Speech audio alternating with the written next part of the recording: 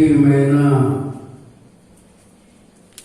సంఘం యొక్క సోదరి సోదరులకు అలాగే అభిమానులకు ప్రభునందు ఈ 8వ ఆదివారం కూడా మనకు ఆరాధన లేనందువల్ల యూట్యూబ్ ద్వారా మీతో నేను మాట్లాడుతున్నాను. గమనించండి దేవుని బిడ్డలారా, భయంకరమైన దినాల్లో మనం ఉన్నాం.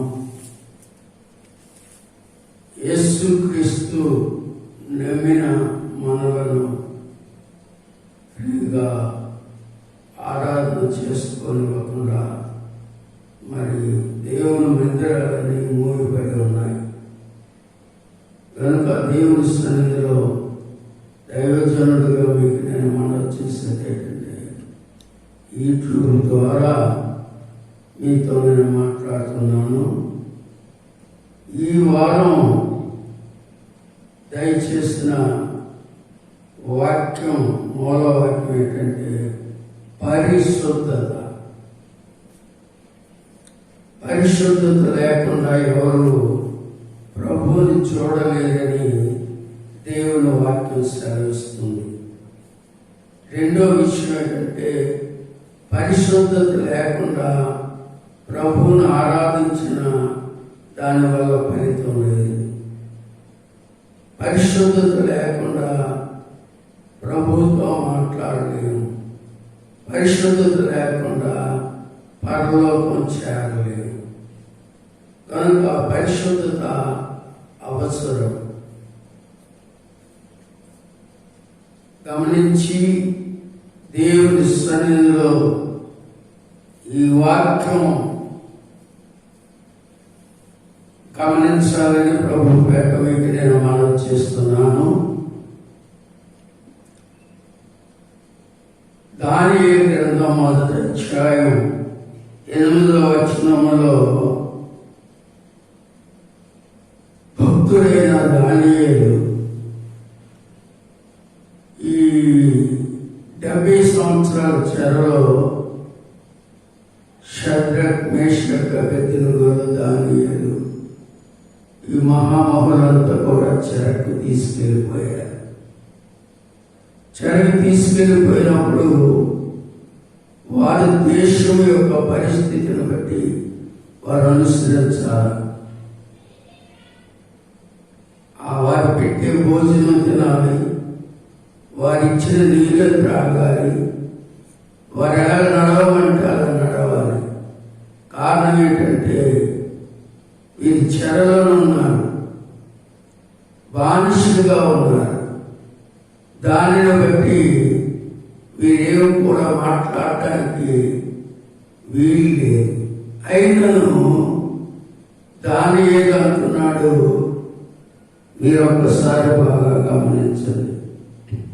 రాజు భుజించు భోజనము పానము చేయు, ద్రాక్షారసమును పుచ్చుకొని తన్ను అపవిత్రపరచుకోకూడదని దానియేలు ఉద్దేశించి తాను అపవిత్రులు కాకుండానట్లు వాటిని పుచ్చుకొనకుండా సెలవిమ్మని నపుంసకుల అధిపతిని వేడుకొనగా. గమనించండి, రాజు భుజించే భోజనం కానీ ద్రాక్షారసం కానీ భోజనము పానము వాటిని భుజించకుండా మేము మా జీవితాల్లో అపవిత్రము కాకూడదని ఉద్దేశించి దినాల్లో గమనించండి, మనిషి యొక్క ఉద్దేశం, మనిషి యొక్క ఉద్దేశించి నా ఇష్టం నాది, మీ ఇష్టం మీది అనే దినాల్లో ఉన్నాం. కానీ దానియేలైతే దేవుని యొక్క మాటను నెరవేర్చిన వ్యక్తి. ఆయన అంటున్నాడు, హృదయంలో ఒక ఉద్దేశం కలిగి ఉన్నాడు. ఏంటంటే రాజుగారి భోజనమైనా, అది విలువైన భోజనమైనా, శ్రేష్టమైన భోజనమైనా దాన్ని మేము తిని అపవిత్రపరచకూడదు. అంటే కారణం ఏంటంటే మేము అపవిత్రులమై దేవునికి ఇష్టమైన పిల్లలుగా మేము ఉండకూడదు. గమనించారా? ఏమిటిది? భోజనం విషయంలోనే మనమైతే ఏం చేస్తామంటే, గమనించండి, దానికి ఉంది, ఎవరు పెట్టిందైనా తినేయవచ్చు అనుకొని మనుషులు దేవుని ఉద్దేశాన్ని ఖాతరు చేయకుండా ఏదో పెడితే తినేస్తారు. కానీ దాన్ని అలా కాదు, అపవిత్రపరచుకొనకూడదని దాని ఏదో ఉద్దేశించాడు. గమనించారా? ఇందాకే చెప్పాను నేను, పరిశుద్ధత లేకుండా పరలోక రాజ్యానికి మనం వెళ్ళలేదు. ఆయనతో ఉన్నవారు పరిశుద్ధంగా ఉండాలని ఉద్దేశంతో వారు ఉన్నారు. కారణం ఏంటంటే పరిశుద్ధత ఎన్నటెన్నటికి దేవుని మందిరానికి అనుకూలం. ఆ మందిరమే నీ దేహం. గమనించండి, దేవుని సన్నిధిలో మన దేహము, నీ దేహమే దేవుని ఆలయం అని, ఆ దేహంలో దేవుని ఆత్మ నివసిస్తున్నాడని నీకు తెలియదా అని పౌలు సంబోధిస్తున్నాడు. కనుక పరిశుద్ధంగా ఈ మంచి దినాల్లో నాకు ఆరాధన లేనందువల్ల బలహీనైపోయాను, ఆరాధన జరగనందువల్ల నేను ప్రతి పని చేసేస్తున్నాను అని అనుకోకూడదు. ఆయన కూడా చెరసాలలోనే చెరలోనే ఉన్నాడు, దేశము కాని దేశంలో ఉన్నాడు. బబులోను దేశం వారిది కాదు. బబులోను దేశం అది శత్రువుల యొక్క దేశం. ఆ శత్రువుల యొక్క దేశంలో తన జీవితాన్ని కాపాడుకుంటున్నాడు. కనుక దేవుని సన్నిధిలో దేవుని బిడ్డలైన మనము గమనించవలసింది ఏంటంటే పరిశుద్ధత కావాలి. అదే లేవియా కాండం 11వ అధ్యాయం 44వ వచనంలో ఏంటంటే, నేను పరిశుద్ధుడు కనుక మీరును పరిశుద్ధులై ఉండండి. చూసారా? నువ్వు ఆరాధించే దేవుడు పరిశుద్ధుడు, నువ్వు స్తుతించే దేవుడు పరిశుద్ధుడు. మరి నీ దేవుడు ఎలాగున్నాడో ఆరాధిస్తున్న నీవు, స్తుతిస్తున్న నీవు కూడా పరిశుద్ధంగానే ఉండాలి. నీ మాట పవిత్రంగా ఉండాలి, నీ చూపు పవిత్రంగా ఉండాలా, నీ నడత పవిత్రంగా ఉండాలా. కనుక దేవుడైన యెహోవా చెబుతున్నాడు, నేను పరిశుద్ధుడు కనుక మీరును పరిశుద్ధులై ఉండుడి. గమనించండి, మరొక మాట ఉన్నదేంటంటే దేవుని బిడ్డలారా, మొదట పేతురు చూస్తే మొదటి అధ్యాయం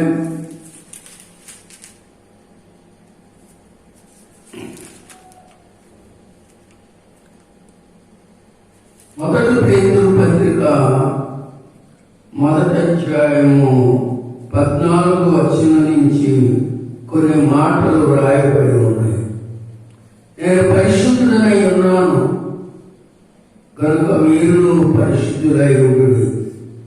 వ్రాయబడి ఉన్నది కనుక కాక మీరు విధేయులై పిల్లల వలె మీ పూర్వ అజ్ఞాన దశలో మీకుండిన ఆశను అనుసరించి ప్రవర్తింపగా మిమ్మల్ని పిలిచిన వాడు పరిశుద్ధుడై ఉన్న ప్రకారము మీరును సమస్త ప్రవర్తన యందు పరిశుద్ధులై ఉండుడి. గమనించారా? నేను పరిశుద్ధుడై ఉన్న ప్రకారము మీరును పరిశుద్ధులై ఉండుడి. పూర్వపు అజ్ఞాన దశలో మీకుండిన ఆశను అనుసరించి ప్రవర్తింపగా. పూర్వం మనము క్రీస్తును నమ్మకముందు, యేసుని మనం యేసుక్రీస్తుని ఆరాధించకముందు పూర్వపు అజ్ఞాన దశలో ఏమి చేయాలన్నా అది పాపము కాదులే, దాని కొరకే పుట్టామని మనము చాలా విషయాల్లో మనం వెనకాలి. అలాంటిది ఇప్పుడు చేయకూడదు అంటున్నాడు. ప్రవర్తింపుగా మిమ్మల్ని పిలిచిన వాడు పరిశుద్ధుడు. మనలను రక్షించిన దేవుడు పరిశుద్ధుడు. ఆయన పరిశుద్ధుడై ఉన్నట్లుగా సమస్త ప్రవర్తన యందు పరిశుద్ధులై ఉండుడి. గమనించారా? పరిశుద్ధత అంటే సామాన్యం కాదు. మనం ఎందుకు ప్రభు నమ్మామంటే, ప్రభు నమ్మిన తర్వాత ఇష్టం వచ్చినట్టుగా జీవించుదామని కాదు. ప్రభు ముందే చెప్పాడు, నా మార్గం ఇరుకు మార్గమున ప్రవేశింప పోరాడుడి. ఇది పోరాటంతో కూడిన భక్తి, పోరాటంతో కూడిన మార్గము. కనుక దేవుడి సన్నిధిలో దేవుని బిడ్డలైన మనము మన పాత కాలపు జీవితం మరలా కనపడకూడదు. ఆయన పరిశుద్ధుడై ఉన్న ప్రకారం మనం కూడా పరిశుద్ధులై ఉండుడి. అందుకొరకే దేవుడు మనల్ని పిలుచుకున్నాడు. బైబిల్ చెబుతుంది 2 కొరింథీ 6వ అధ్యాయం 18వ వచనం. 2 కొరింథీ 6వ అధ్యాయము 18వ వచనంలో ఒక మాట వ్రాయబడి ఉన్నది. గమనించండి. అవి మీకు నేను చూపెడుతున్నాను.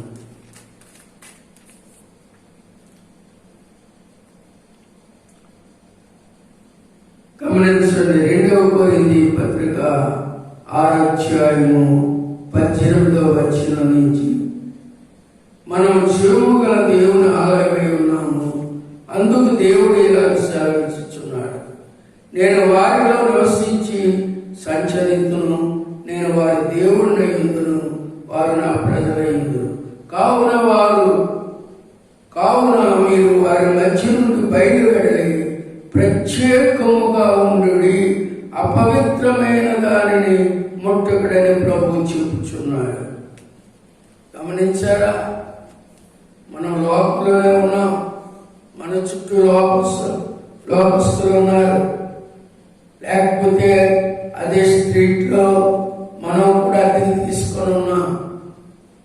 కానీ ప్రభు అంటున్నాడు, వారిలో నివసించి సంచరితును, వారి దేవుడినై ఉందును, వారు నా ప్రజలై ఉందురు.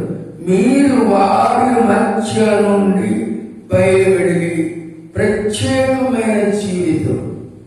అదే కదా మొదట చదువుకున్న దానియేలు జీవితం. నేను ఒకవేళ ఈ చెరలోనున్నా, ఈ బానిసగా ఉన్నా, నేను మాత్రం ప్రత్యేకమైన ఆహారం తింటాను, ప్రత్యేకంగా నేను జీవిస్తాను, ప్రత్యేకంగా నేను నా దేవుని ఆరాధిస్తాను. ఇక్కడ కూడా అంటున్నాడు ఏంటంటే, ఈ అన్య చెరువులో నుండి మీరు బయలు వెడలి ప్రత్యేకమైన జీవితం ఉండాలని దేవుడు కోరుచున్నాడు.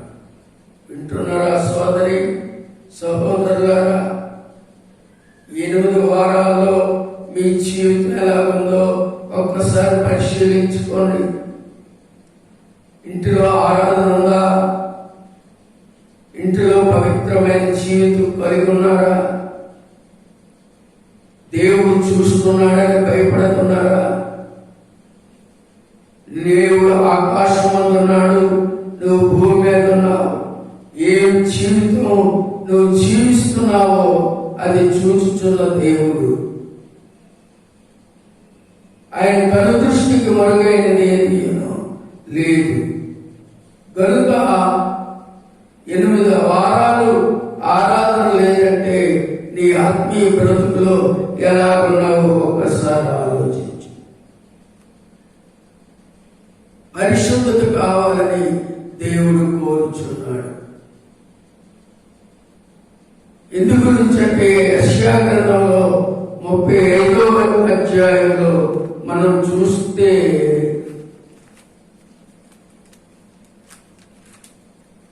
ఒక్కసారి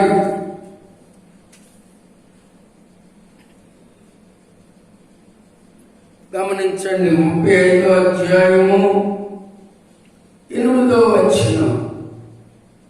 అక్కడ దారిగానున్న రాజమార్గము ఏర్పడును, అది పరిశుద్ధ మార్గం అనబడును. అది అపవిత్రులు పోకూడని మార్గము, అది మార్గము పోవారికి ఏర్పరచబడును. గమనించారా? పరలోకానికి ఒక మార్గం ఏర్పరచబడదు. అది ఆ మార్గం అంట రాజమార్గము, అది పరిశుద్ధ మార్గము, అది అపవిత్రులు పోకూడదని మార్గం. దైవజనుడుగా మీకు నేను మనవి చేస్తున్నా, రాజ్యం కాని రాజ్యంలో దానియేలు నివసిస్తున్నాను. తన జీవితాన్ని అపవిత్రముగా ఉండకుండా కాపాడుకుంటున్నాడు.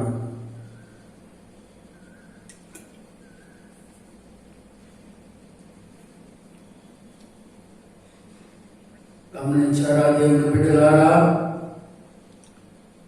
కనుక నీవు ఆరాధించిన దేవుడు పరిశుద్ధుడు, పవిత్రుడు.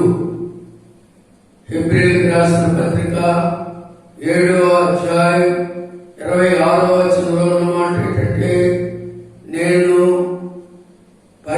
పవిత్రుడను, పరిశుద్ధుడను, నిర్దోషిని, పాపుల్లో చేరక ప్రత్యేకముగా ఉండేవాడు అన్నాడు. మీరు గమనించితే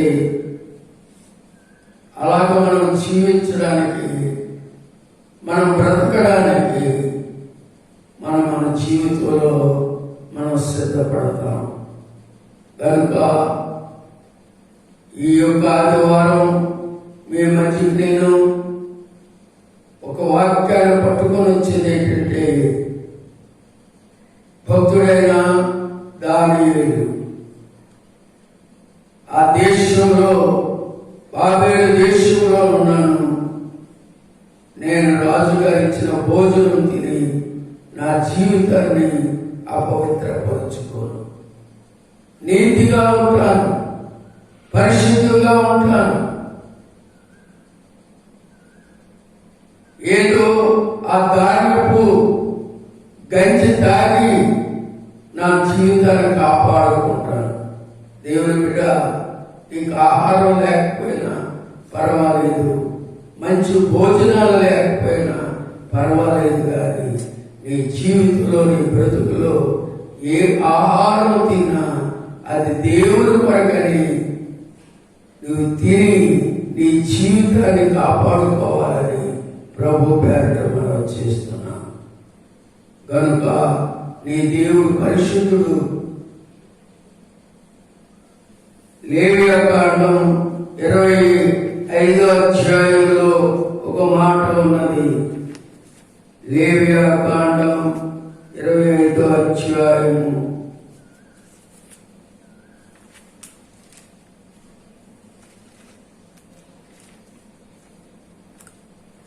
ఒక మాట వ్రాయబడి ఉన్నది. గమనించండి దేవుని బిడ్డలారా.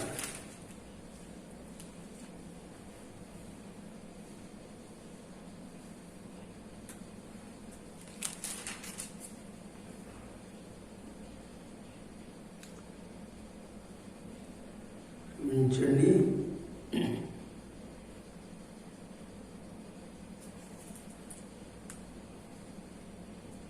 ఒక మాట వ్రాయబడి ఉంది.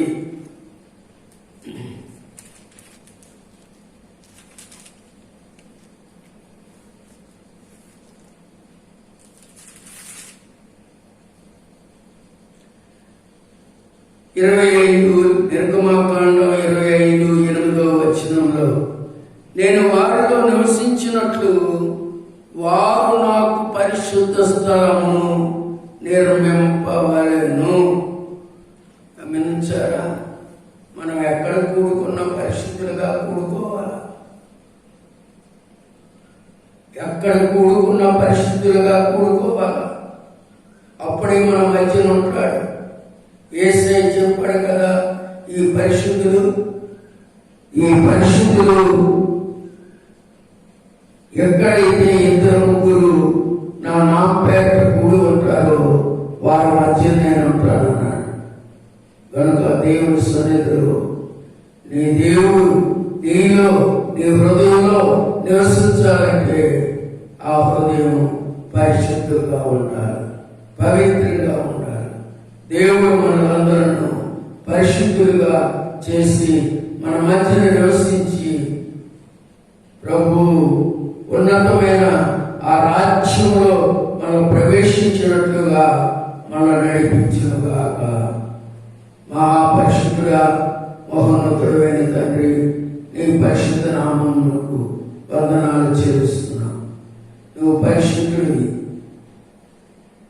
మేము కూడా పరిశుద్ధంగా ఉండాలని నువ్వు కోరుతున్నాం. ప్రభువా, మా మాట పరిశుద్ధంగా ఉండాలి, మా చూపు పరిశుద్ధంగా ఉండాలి, మా నడత పరిశుద్ధంగా ఉండాలి. అప్పుడే మాలో నీవు వచ్చి నివసిస్తావు. అప్పుడే మేము కూడా నీ రాజ్యంలో ఉంటామని విశ్వాసం మాకు ఉంటుంది. ఈ మాటలు విన్న వారందరూ వారి హృదయాల్లో ఒక భయము, భీతి పుట్టించి ఎక్కడ ఉన్నా, ఇంటిలో ఉన్నా, ఎక్కడ ఉన్నా పరిశుద్ధంగా జీవించడానికి నీ సహాయము వారికి దయచేయునని యేసు నామమున అడుగుచున్నాము తండ్రి. ఆమేన్. తండ్రి అయిన దేవుని ప్రేమ, కుమారుడైన యేసుక్రీస్తు కృప, పరిశుద్ధాత్మ యొక్క సహవాసం కూడిన మనకును యూట్యూబ్లో ఈ వాక్యం ఇచ్చిన ప్రతి వారికి దేవుని ఆశీర్వాదాలు ఉండునుగాక.